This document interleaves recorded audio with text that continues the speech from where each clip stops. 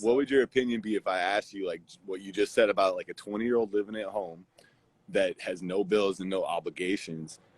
Do you think they have an advantage, or do you think they actually? Well, but listen. I know on the surface it seems like a simple answer, right? Like yes, but if they're learning and that's the way they're learning, a lot of them I see they are not. They're like YOLO because they have it, and they don't take it serious. Oh, it's John. Let's do this. What's up, man? Hey, what's up? What's going on? Nice to finally talk to you. Hell yeah, dude. Oh man, this current market has been crazy. Like, it's been, it's interesting. Like watching a lot of like, people I know who like trade or even people I'm not like close to and stuff like struggling with this market. I'm a pretty close to like 50-50 like long short trader. And like last month, like I was just like my long like just not fucking working out. Like I'll get an occasional like really good one, but for the most part, my long's just not working. So I really need to focus on the shorts. And so like coming into like this week, so December was my best month since July. Like the whole like last half of last year was like a big struggle for me. And December was like my best month since July. And then this week, like as of yesterday, the first 4 days of this fucking month, I doubled my profits from December. Nice. I was just like, I'm just going to focus on shorts, and because my longs just are not working well. And it ended up like fucking great. Like, dude, that's such a perfect example of like tracking your shit and knowing what's working right now and what's not. Yes. You know, you go all in on the stuff that's working and just hands off on the shit that ain't. Exactly. And the thing is like, even if you stop trading the longs, right, you can still track them so that you know when they start working again. And then it's like, all right, we're ready to go.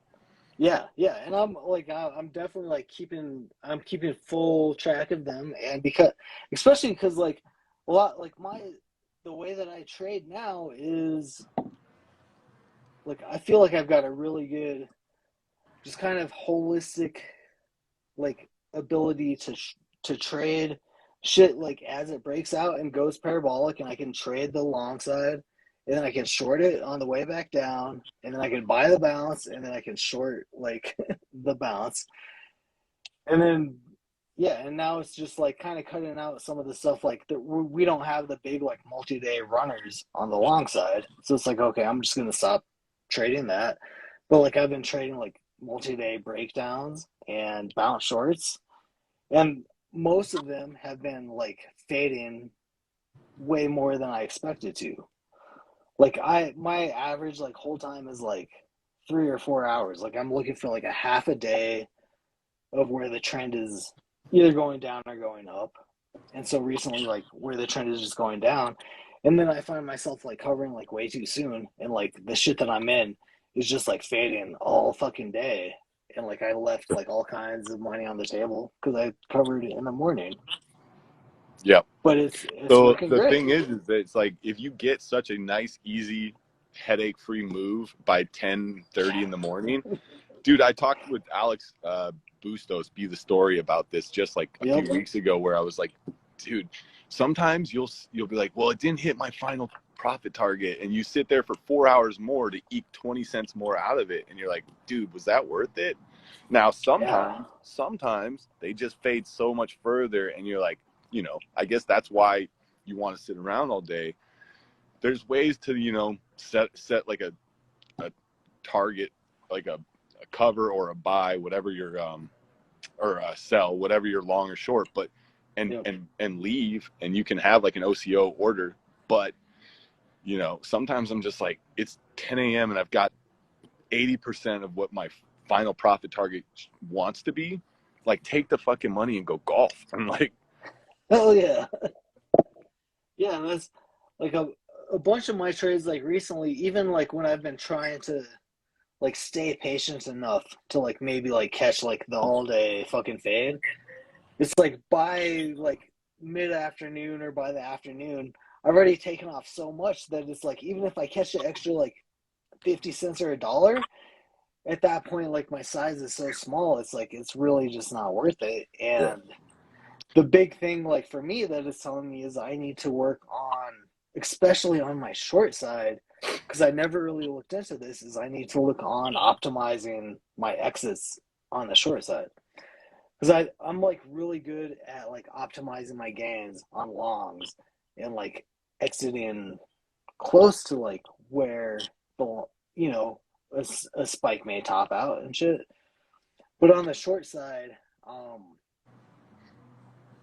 I I never really like worked that much on like trying to optimize my exits because I was just a long bias trader for like Hey, but 2 or 3 years. remember, John, exits don't really matter that much. Ah, fuck that. Oh No, my that's God, dude. no man. I could No, go on for days about I that. look on some of my trades this week. I'm like, they were my entries were full on chases, like on a dollar a share drop, and I still got like a 20% gain, like chasing a bad entry because it was like, no, this dropped. Like I didn't think this was the day, and I gotta go like check all my locates, find like the cheap borrows, locate it, short it. Now I'm in a big chase, and then it still like works out great. Like just cover the bottom, and I'm good. Yeah, dude. So am I wrong to assume that I think like just based off the charts I see you post all the time, right? You trade mostly like sub $20 stocks. Yeah, yeah. Okay. Oh, yeah, definitely sub 50. Um, yeah, probably the majority of my trades in the last like year, like probably $5 to $20 stocks. Yeah, Gotcha. but Yeah. both trading both ways, long and short. Yep. Yeah. No, I'm always impressed by your charts, and not only your charts, but just like your your wisdom as far as like you're a young dude and you haven't really like how many years you been trading now? Coming up on 5 years. Yeah. So like you're hitting your stride and it's like really impressive to see, but it's like you talk like a guy who's been trading for 10 years, right? Just like, and that's what impresses me about you is the fact that you're out there like preaching the stuff, the non-sexy shit, right? Yeah, It's not about the gains, man. It's about the fucking as the losses. as hard as it is, like I definitely like I can like I'm coming from like a software.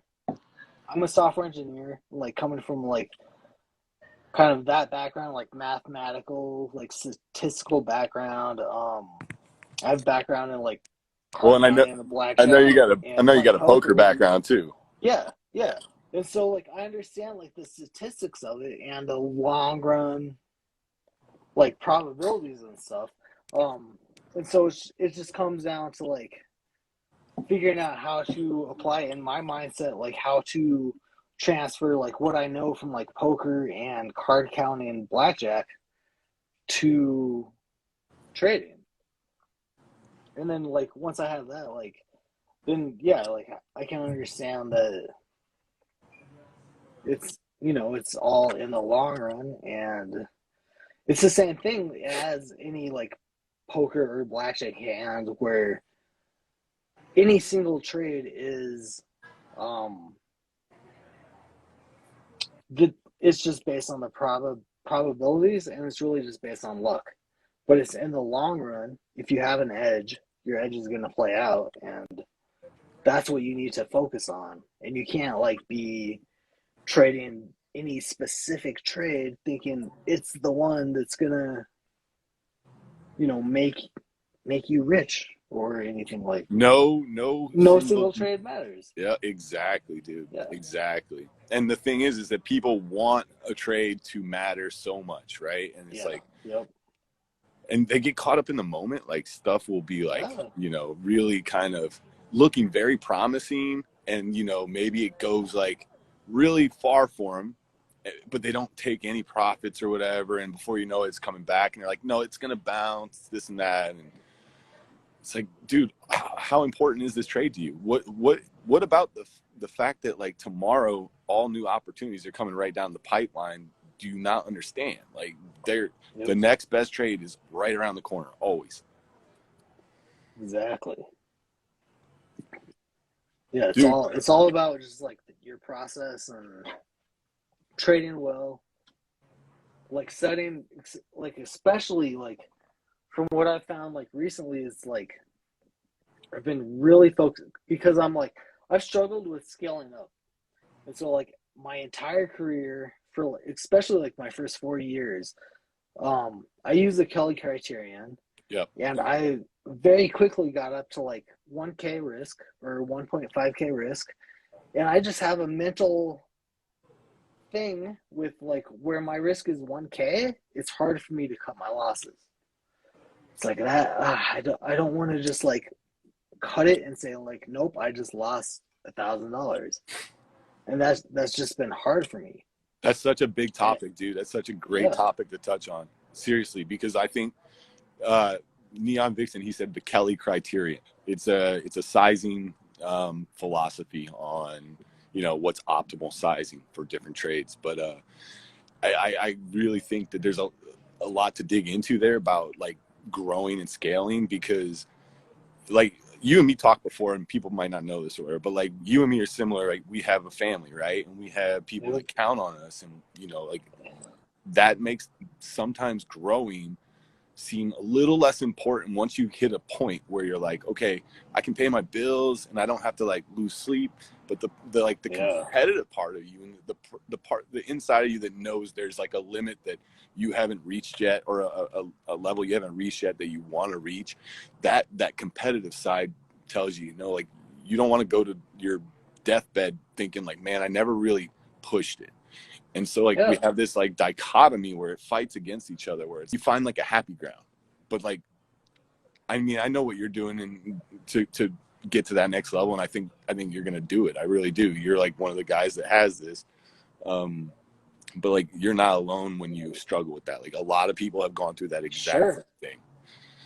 yeah, and that's like it's a hard thing, like especially like if you're just on Twitter or whatever, like, and you're seeing like especially if that's all you see is just like whatever people post on Twitter, because obviously as the same with like any social media, like you're just kind of seeing the best, like most picture perfect kind of fake example of what people are going through. And so if like you're just trying to compare yourself to like people you see on Twitter, like you're not. There's a good chance like they aren't in the same position as you. And so yeah, like me and you, like we're not in the same position as somebody who is 20 years old, living at home with their parents, no debt. They don't have to pay rent. They're living at home. They have no expenses, no debt, and they can just trade and grow their account. Like that's a different thing than like, yeah, somebody who has to like actually like pay bills and the mortgage and or rent or whatever, and like you have to So like pull money out of your accounts, and you have to what would your you're actually opinion like be? living off your trading earnings. What So would your opinion be if I asked you like what you just said about like a 20-year-old living at home that has no bills and no obligations? Do you think they have an advantage, or do you think that they actually, yes, well, but listen, I know on okay, the surface it seems like a simple answer, right? Like yes, but yeah, yeah, if they're learning and that's the way they're learning, a lot of them I see, they are not, they're like YOLO because they have it and they yes, don't take it okay, serious, whereas you and me know that like we have to make this work. yep, yeah. It's so I can see that. So there's a couple things to that where like, yeah, if you are young and you have no like responsibilities and no expenses, that's the time when you can really put that risk on, and you can really take huge risks and potentially like, just really take. But I think that anybody listening to this that is in that situation, I definitely would tell you, be wise about the way you treat this. It's not, even though you don't have Yeah, responsibilities, you should treat it as though you do, but so that you take it serious. yeah, yeah, and that's it's I think that you yeah, I mean, I don't know. It's gonna be harder. It's because everybody has a different everyone's coming at it from a different place, and they're going to have, different responsibilities or different expenses or whatever. Um, I do think, like, if you're coming at, like, I fucking wish I had, like, really understood trading when I was in college. I was in college during the dot-com boom. And No. when E-Trade was, like, first starting up and stuff, and, like, I'd see, like, some, like, news article about, like, this, like, 11-year-old, like, kid was, like, buying a helicopter and shit from trading. And I had no idea. And I was like, I don't know. I don't even know how to trade. Like, I thought I didn't even know what you needed to be able to trade. I didn't know it was just, you just need to, like, go onto this website and open an account and you could trade. And maybe, I would have started way earlier. But I mean, for people who are young, I think they need to take it. They definitely 100% need to take advantage of it. Like, I grew up in the age where it's like, how you become successful is you do good in high school so you can get into college, and then you do good in college so you can get a good job, and then you get a good job and work for someone else, make them rich, and then you can retire when you're 65 or some shit. And that's terrible. And that's, with how the world is now, like, that is not, It's not a reality. it's not, it's a real, so it's a way to go for some people, but I don't think it is the right way to go. Yes, it's not the reality. It's not for the majority of people. You don't need to do that. Yeah. No, Most people, like, college is a waste of money for a lot of people nowadays. yes, yeah. It's like, you don't need to go to college, and you don't need to, like, go do shit you don't want to do.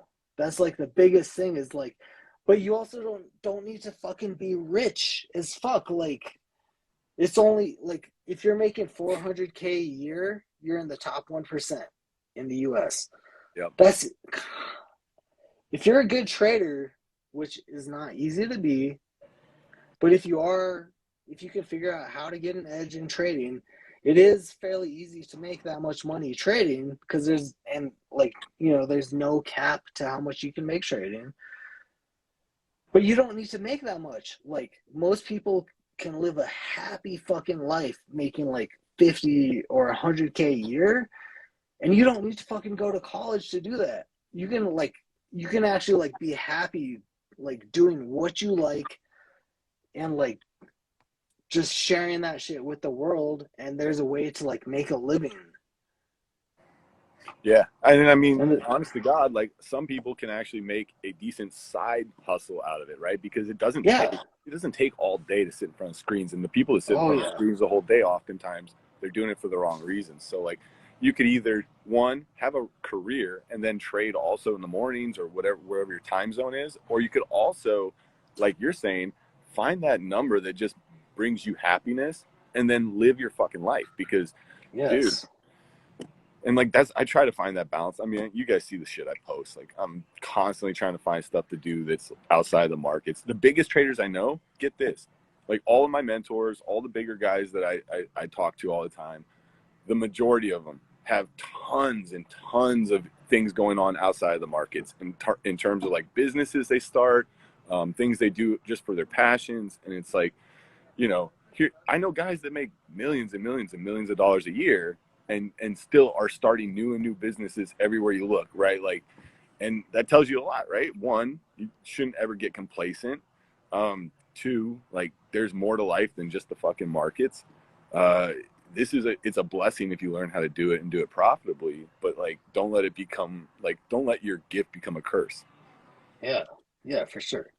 And I saw, like, I don't remember who it was. Somebody had just mentioned, like, someone they know who's, like, a really profitable, like, prop trader or something, who's making, like, millions of dollars a year, is putting all of that money just into, like, like, S&P, like, index funds, like, for their retirement accounts and stuff. Yeah. And that's kind of, like, that's kind of crazy to me. It's like, I really, since I started like trading, like I'm like really adverse to kind of long-term investments like that because I don't want to. I mean, I went through a long period of time in my like life and career where I that's what I did, and I had to like go through like big drawdowns and stuff. And so now, like knowing like what I know about the market, like I'd rather like kind of always time the market. But it's but you need to. I mean, like especially like if you're just day trading, it's I think it's really good. Like if you can make enough income that you can like start investing money in other longer term investments outside of the Yeah, market, no, like I real 100, estate or some, dude, you know, I other 100% agree with businesses. that. Yeah. 100% agree. And Um, yeah, just stuff so that you don't have to. I mean, because ultimately, like, we're not. I mean, you don't. Well, no. I mean, I may want to like sit here in front of the screens till I'm 80 or whatever, fucking day trading. But it would be nice if like a big chunk of my wealth like went into something that could just kind of generate, you know, income on its own, like real estate or other businesses that I don't need to like be micromanaging on a daily basis. yeah, well, like, I mean, I have long-term accounts, and I'll tell you, like, firsthand, I know for sure what you're talking about, right? Where it sucks to know that, like, you go through those big drawdowns, but that's Yeah, why it's in a separate account, right? So you don't have to look yeah, at it all the time. yeah. But I mean, it would be hard. Like I have like right now, as of today, I have no longer term investments, and I would be kind of scared right now with the overall market. But I also know, like, since I've been day trading, like I am so shitty at predicting the overall market because there's bigger forces at work than like just the technicals. And when I'm like, oh no, the market's about to like just dump huge, and then it does like no, that's the bottom, and it was just a little correction, and it goes up because there's bigger shit at play than you know than what I know. Yeah. The long-term stuff is like, you always have the ability to cost average in, right? And it's not Yeah, the same as like a bad habit that traders do. It's different when you're investing. Um, yeah, that's very true. And because I like my some of my first like trades were on Apple, like right after like the iPhone came out, and I was like, it was just in my 401k where I had like a few mutual fund selections, and then if I could like trade like some stocks, and I was like, okay, I'm gonna start buying Apple because like I like their products and I think it's a good thing. And then like over like the next few years, I ended up like moving most of my money. It ended up being in a little bit in like the S&P like index fund and like a lot in Apple. And then within like 2 years, I had like quadrupled like the money that I had put into Apple. But that was as a long term investment. And like right as Apple, I mean, they're still like really like growing big and but it well, I'll tell you you know this much: as far as like any kind of advice I can give is, you're right to be skeptical of putting new money to work where the market's at right now, right? In in yeah. in Oh long yeah. in long term stuff. Yeah. But I always like my brother asks me all the time because he's got money burning a hole in his pocket, and I'm like, dude, be patient because when the good stuff goes on sale, Yes. that's where you can make the kind of money that makes day traders kind of feel silly. Yeah. Like, so, and that's what I'm doing. I have long term accounts, but I have enough money on the side that like when stuff does hit the fan, whatever, it's fine. I'm not gonna panic. I'm gonna wait for other people to panic, and Yep. it's no different than like looking at a 1 minute chart and seeing a flush, right? Like a opening Exactly. flush, Yeah. but like on a higher time frame. And so things don't just go down forever. And the thing is like if we ever go into another bear market, like we have corrections all the time. The market corrects. We're in an uptrend. We have pullbacks, but like if we ever go into a downtrend where we actually have a bear market for any extended amount of time, you don't have to be the first one in. Like you literally can just watch for the same thing we look for intraday on higher time frames. Look for higher Yep. lows and higher highs on like a weekly or a monthly chart. And you have so much upside. There's no rush. It's just like when people Yeah. talk about like, Yep. shorting the front side of a parabolic move, like you're trying to find the top. that's like a fool's errand, right? Like the real trick is to just know that there's a lot of meat on the bone and be happy with being like 20-30 cents late. Yeah, exactly. Like, yeah, once you know like the top is in, you can short it, and there's still a lot of downside. And then yeah, the same with, especially with the big an overall market correction like that. Cause like I mean, in all of like the previous bear markets, like it's been a really quick like move to the downside, and then it's within like 6 to 18 months, we're already up at Back to least, all-time highs. yeah, at least all-time highs, if not like Dude, double it or something. there's guys Yeah. that well, you've been trading 5 years, right? So like your Yep. first bear market was 2018, right? Like the Yep. December 2018 shit. And like Yeah, right honestly, after I that was first really got mine too. profitable, it was right after I was like, oh, I know what the fuck I'm doing. Like, I'm profitable. Like, I'm making tons of money. And then, like, February 2018 happened.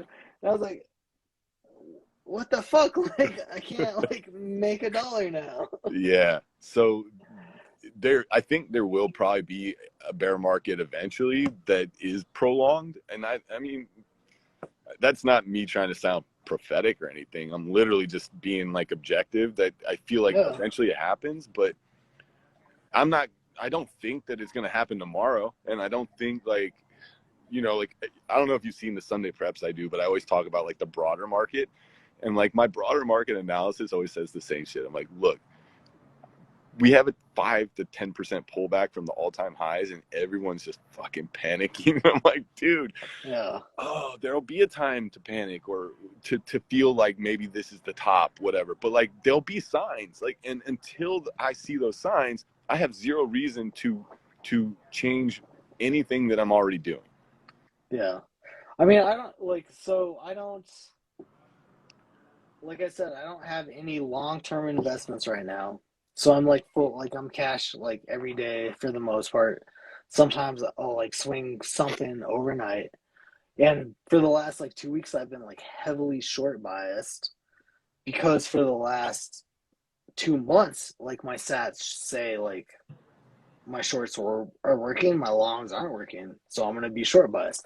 And then like this is the closest I've seen to like, yeah, we might be at a top. Like I mostly watched the spy, um, and the spy was like coming back to like test some levels today, and then like someone in one of the chat rooms I'm in like mentioned like what Nasdaq was doing, and I don't really watch. I mainly watch the spy for like overall market, and it's like okay, I brought up the Qs, and it's like oh shit, like Qs are like testing like Yeah, some growth stocks, tech stocks are serious like taking a lows. beating. Like And I'll tell you yeah, one thing. So like here, I'm gonna probably wrap this up in the next like 10 minutes or so. But like I know a lot of people. I've been reading some of the comments, right? And me and John trade different stuff. Like I trade small caps, but like on a regular basis, my bills are paid by a lot of the large cap stuff, right? So like we can come from two different angles here, and I see a lot of yeah, people asking like, what is your favorite setup? What's your blah blah blah? Like people always want to know like what it is that you trade.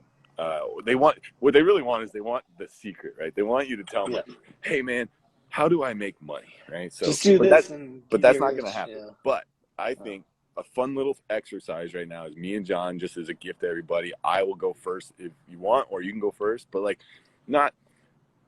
I just want you to say what it is that has been your favorite setup as of late. So like, not your favorite setup okay. of all time, but Sure. like you already said, shorts have been your big thing right now. So like, what's your favorite setup for the last month? Yeah. Yeah. So for me, and this is a kind of a new one because it's my most recent setup that I've traded, and it's just all of a sudden in the last 2 weeks working really well. Um, the setup is Doji Day One. So it was like from Tim Grittani's trading tickers too.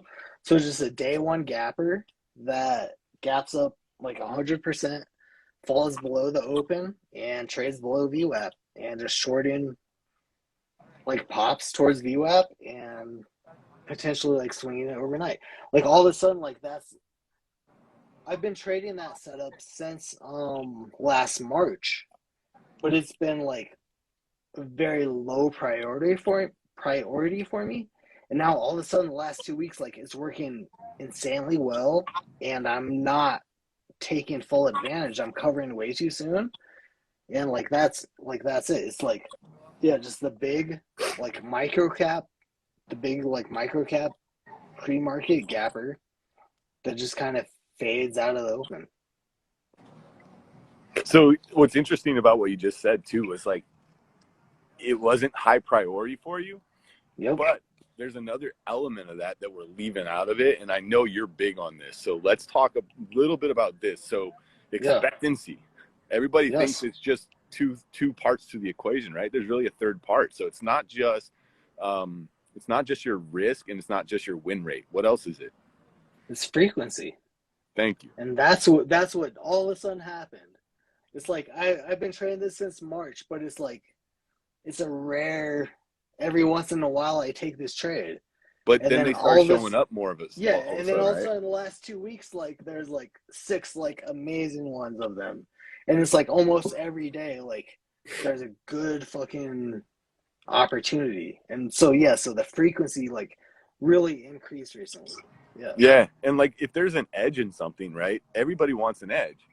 But if there's an edge in something and it's frequent, that's like the money maker, right? And so like we trade, like a true trader, we trade the main setup we trade is a big not parabolic, I'm just gonna say emotional move, because it could be down or up, right? But an emotional move into levels, and like it's either daily levels or and we have scanners that pick these things up. But the craziest thing, and like if you back test the strategy, which obviously I've done plenty of it, I'm always blown away by the P&L, basically the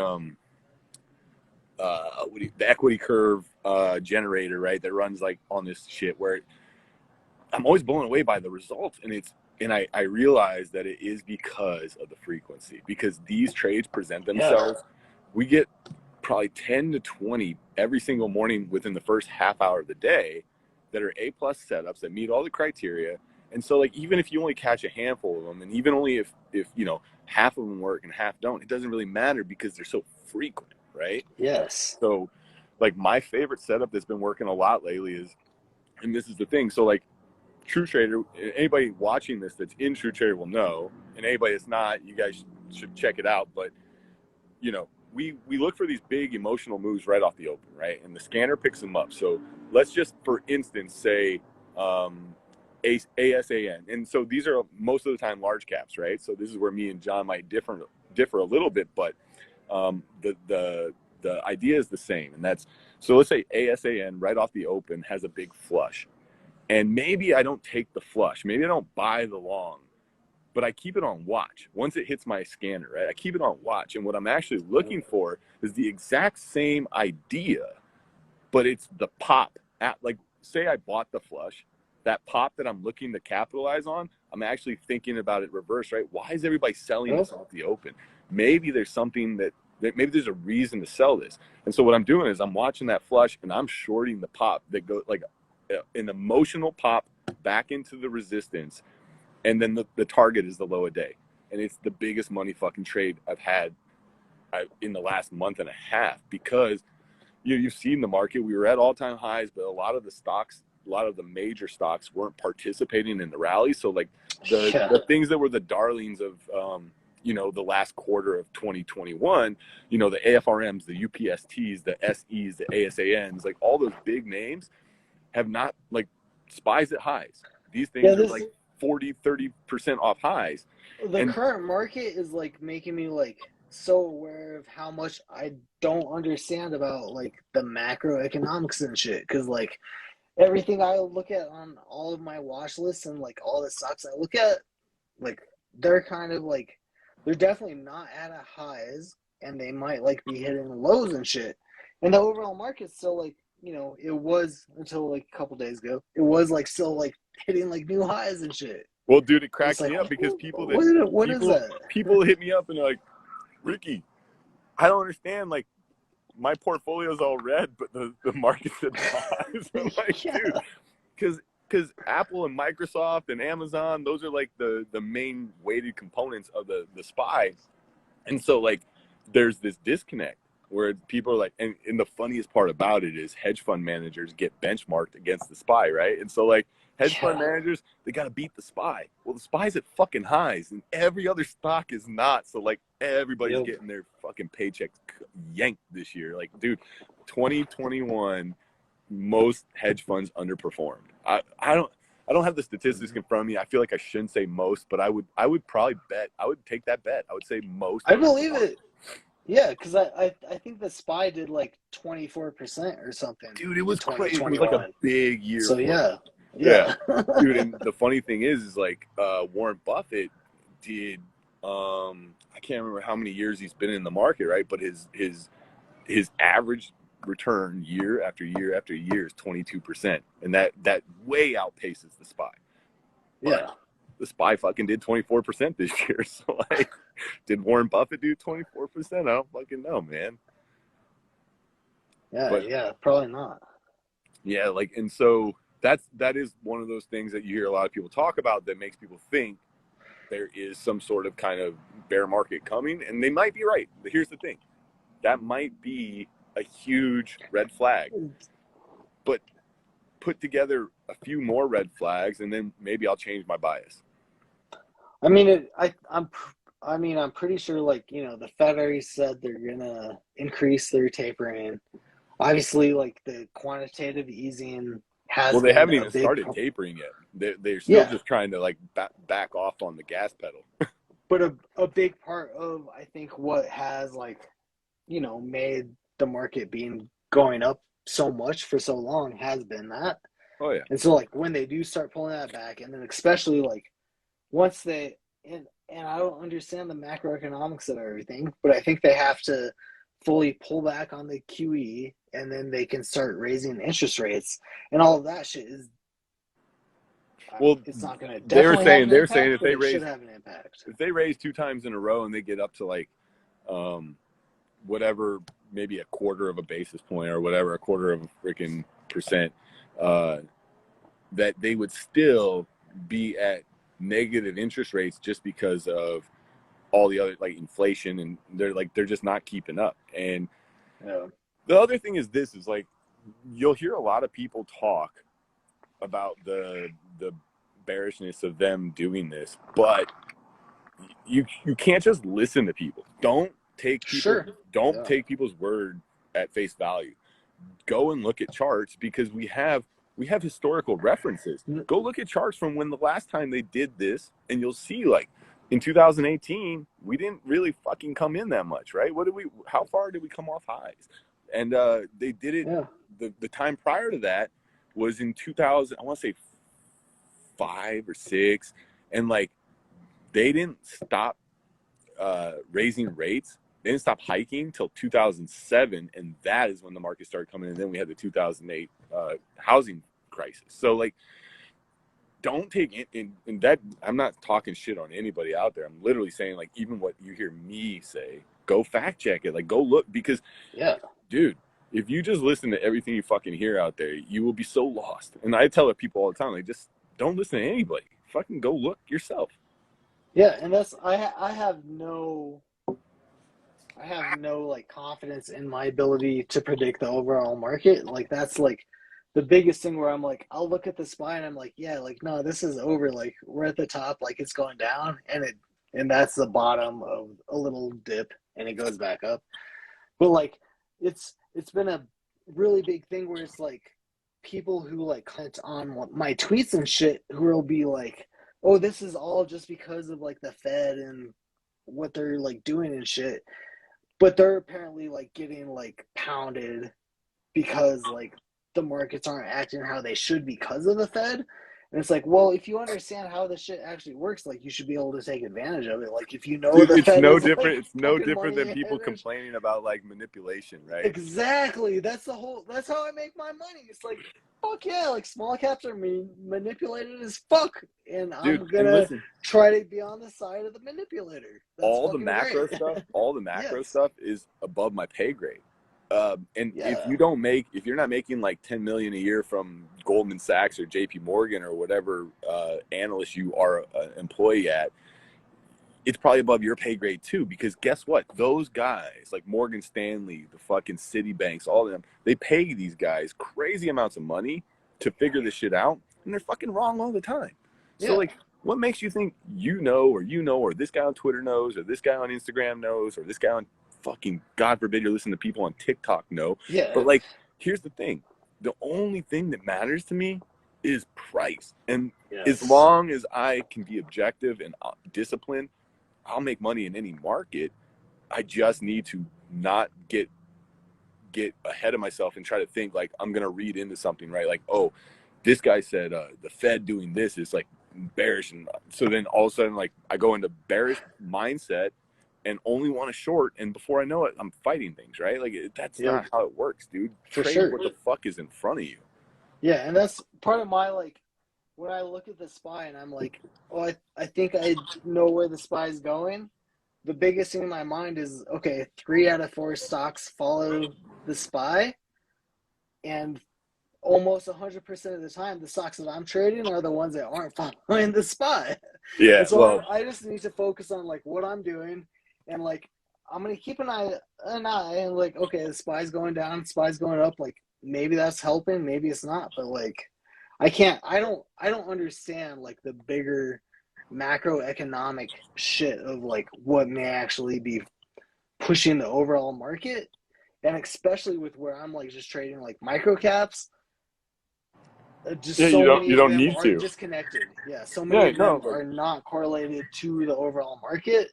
So many of them are just, it's either they're getting crazy volume and they're going up, or they aren't and they're going down, and that's all that matters to me. Yeah. well, and like, dude, I love it when people tell me they're like, "Yo, the SPY or the NQ is pulling back right here. Let's short Apple because Apple's gonna pull back with the market." And I'm like, "No, motherfucker, the market's pulling back with Apple." Like Yeah. the dog Yeah, don't. that's all I can think of is like when like everything is like going down, but the SPY's making new highs. It's like, why is it making new highs? Oh, it's probably because Apple or some shit that like it's one component of it, but it's probably way weighted, and like that one thing is going up. And Yeah, yeah, well, dude, and the bottom line is this: like, find something that works for you and then stay in your lane. Like that's what I love about you, dude. Like you don't try to. I don't see you fucking posting Microsoft charts. Like it's not like you're oh fuck giving. no. Yeah, like so. Just find something that works and go all in, right? Like, and I mean, Yeah, what's funny is like you have a niche, right? You're in a niche, and I yep, saw you tweet the other day like you have 80 setups that you've traded and tracked. And it's like that's yeah. funny because it's like people think you're in a niche. That means you must only have a few setups, right? No, like, Yeah, no, I've tried every fucking thing I've seen anybody and everybody fucking try to trade on the same stocks that I've traded, and it's like, okay, some of them work for me, some of them don't, some of them work better for me, some of them I have no idea, and yeah, but I'm open to trying to expand my playbook, because like ultimately like as it's something that's always been on my mind ever since, before I became a full-time trader, was that I need to be able to fucking make money every day of the week, basically. It's like I'm coming from software engineering where it's like once I leave the industry, it's hard to get back in because software changes so much that you have to, even if you're in the industry, you have to be up on like the newest trends, the newest technologies to like just stay current and like have like value as a software engineer. So if you stop doing that, like you're just I'm kind of gonna, fucked. I'll let you in on a little secret. I haven't been in the workforce for like like I owned a business before I traded, and so like I haven't been in the workforce for so long, right? Mm-hmm. So like I'm telling you, I have that fear, right? Like if something happens, Yeah. God forbid, and trading doesn't work, like dude, I feel like almost you, like I would be like Yeah, it's embarrassed to like, what do apply you at places. do? Yeah, it's like if all of a sudden like everything you're doing with the trading just doesn't work, what what do you do? And so that was something that always pushed me to be like, okay, I need to learn as much as I can. I need to learn as many setups. I need to try all these setups, and with whatever market cap or anything. And then, but now, like 5 years into it, I finally realized last year that like that's a hindrance. Like I have kind of far surpassed really what I probably need to know to be able to like do this for the rest of my life. Like Yeah. I have enough setups But you still where got to like make sure don't ever get complacent. There's a yeah, difference, yeah, right? It's not like he's not telling you sure. guys, he's not telling you guys like he's just going to rest on his laurels. Yeah, He's no, saying, no. I'm there. I just need to maintain. Yeah. It's like I kind of took it to the extreme of like because I was coming from a place where I was like, I have to make sure that I can always make money in any different type of market. So I always needed to expand my playbook. And I took that to an extreme to where it's like, nope, I probably know enough now, long and short, and different type of setups that I can make it through the different market cycles. Because that's a big thing. Like you have to always like there there are like very distinct market cycles of like low volatility, high volatility, bull market or bear market that are going to favor certain setups. Dude, best piece of advice I was going to tell everybody, and you just kind of like segued into it perfectly, was if you track your stats, one of the things that you're fucking up if you're not tracking what the VIX was on that day for that setup. Because Yeah. and this might not matter too much for the small caps, but for large caps, different setups in different volatility markets don't trade the same. No, There's different targets, different entries, and like so track that shit, people. I think it fits for small caps too. Like the volatility is, I mean, I think volatility really affects small caps also because it's obviously like if volatility is high, small caps are doing crazy fucking moves, and Well, it's and way you guys can create your own ETF for small caps. All day faders did it. I never went and did it because I didn't feel I needed to, but it's pretty simple, right? You can just add a basket of things that mm-hmm. are pretty representative of that market. TradingView allows you to do it. I think some other platforms allow you to do it, and you can literally have your own ETF, and you can kind of like see like what is the theme, right? Like what are things Yeah, doing, and that's pretty important because yeah. we call that context. What is the context of the market, and the context always matters. 100%, and that's, I mean, that's more than even. So most of the like I work, I'm in some chat rooms and I'm working with a lot of like newer traders, and so many traders when they're first kind of getting into it. John's DMs just blew up. So many traders when they're first getting into it, they're looking at today's chart. They're looking at just the intraday chart from today. And Good it's Lord. like that doesn't tell you anything. Like I don't look at an intraday chart unless the daily chart shows me a good setup. Like I need the big picture. I need like, okay, on the big picture, at least on a daily time frame, this is in an uptrend. Okay, so maybe I can capture, a piece of an uptrend intraday. But like if it's not like if the daily chart is just crap, like I don't care what the intraday trend looks like. But so many like newer traders are starting on the intraday, like a 1 minute, just looking at today's chart on a 1 minute time frame, completely oblivious to what like the rest of the chart history looks God. like. And imagine the ones that get lucky on some trades and then they start sizing up, and then it's like, dude, you're just like cruising for a bruising, dude. Yeah. Dude, I'll give you one little tip. I know this from tracking a lot of shit, and that is one of the most dangerous shorts are the shorts that run up like 100, 200% intraday, but didn't gap up. Those are the most dangerous fucking shorts. Yeah, I can believe that because that's like so I mostly stay away from like day one shorts, but like I've recently started to trade them. But like when I'm trading them, it's the day one gappers where they Yes. gapped 100%. So it's like, okay, they gapped 100%. So now that gives all kinds of longer term holders reasons to sell. But if it started Yeah, break dude. even or like up 5% and it's spiking, like no, like that's a good long potentially. Yes. Like Yeah, and that's the other thing is reverse engineer things, guys. Like if something is a terrible short, maybe see if there is a long in there. All right. Well, hey, John, thank you so much for coming on. And listen, dude, I'm actually yeah, super for happy that you sure. did because I've been dying for this face to face. Awesome. John, you want to say bye to everybody? Because I know a lot of people in here for you. No, I'm sure they're not, but yeah, Oh, like they thanks are. for watching. I watched when you This joined, is fun. the viewership went through the roof. This is fun. This is good to like actually like talk to you. Like this is great. Like yeah, Hell yeah. Well, have a good night, John. Thank you very much. yeah, you too. All right. Peace, guys.